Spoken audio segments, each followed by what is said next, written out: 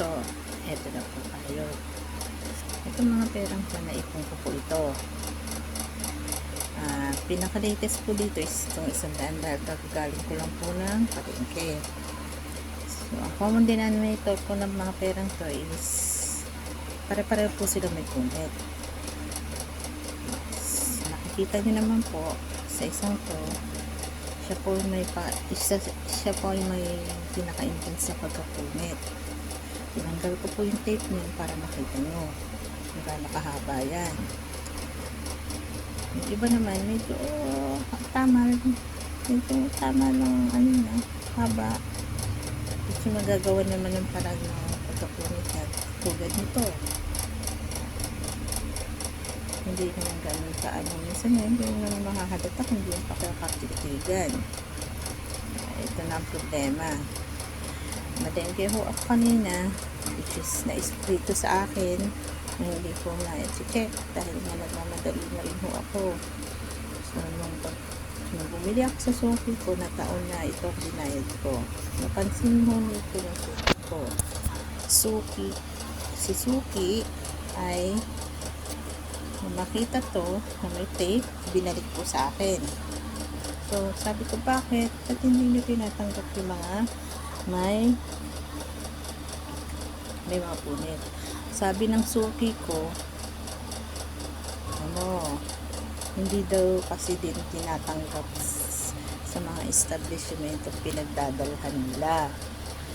So, sinabi ko, hindi nyo ba inaano to sa bangko? Pinadala para para, di ba, alam naman ho natin yung mga nasa palengke. Nag-aano yan sa mga bangko, nag-iipon-ipon din yung mga yan. So, sinabi ko, hindi na ba yan pinadala sa bangko? Hindi na daw, kasi may isang beses daw na mismo yung bangko pa nga daw niya sabi sa kanila na dalhin sa Bangko Sentral para mapalitan yung mga pera nilang may punit. So, sa akin, sa isip ko, kung ako sasabihan nila na dalhin ko yung pera ko na may punit sa Bangko Sentral, it is sa halagang to, papupuntahin nyo ako ng Bangko Sentral sa Malate, tapos ang dala ko lang na may punit is 160. Tingin nyo ba worth yung pagpumunta ko dun sa halaga ng pamasaheng magagastos ko at sa halaga ng ipapalit ko ng perang may punit? Diba hindi naman? So, ang inaano ko, calling ko dito, yung attention ng BSP. Sana sa mga taga BSP, gawan nila ng paraan na ng mga bills na to, mawala sa merkado, since na ayaw naman tanggapin ng sa merkado. Dahil nga sa mga punit na yan, sa mga issue yan.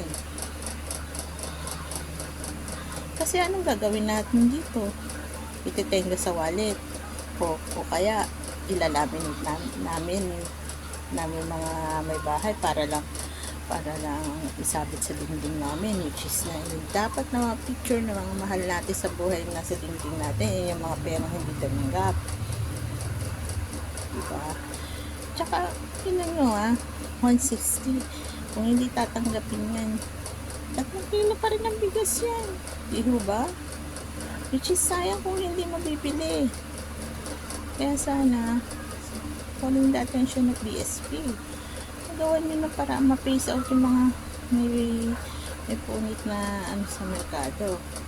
Pero katulad nito, medyo bago-bago pa, hindi maiiwasan hindi maiiwasan minsan mga may punit. Tapos kayo mga taga BSP, pag nakikita nyo, pag nababalitaan nyo may sumusunod sa pera kayo pa unang magsasabi, ipakukulong nyo yung tao yun. Dahil inaano nga nila yung aking salapi pero sa ganito hindi mo magawa ng paraan. Sana naman anuhan nyo naman po kasi nakakahinayang din naman po hindi mabenta. Meron nga ako na experience ko ito. Dalawang malaking establishment establishment talaga rin ang hindi tumanggap sa mga ganyang problema, sa mga ganyang issue. Yung isa, yan yung pinaka-leading na establishment dito sa Pilipinas. Yung isa, siya yung mga pinupuntahan ng mga mamimili na may tindahan dahil sila ang may murang offer na binibenta pang tindahan. Pero may na-experience din naman po ako na may establishment tumanggap sa pera sa bilis na may unit, which is yun is Mercury Drugstore. Conventional puntahan ko ng Mercury na yun, tinanggap nila yung mga nagagaling sa Mercury. So, grateful naman ako sa kanya nila kasi ang kasira ng conventional, pera pa rin naman yun eh, which is totoo naman. Ano ba nabawas dyan? Pera pa rin naman yun. Punit ka lang. Diho ba? Sana, BSP. Pansinin niyo yung isyong ganito. Sana naman po. Salamat po.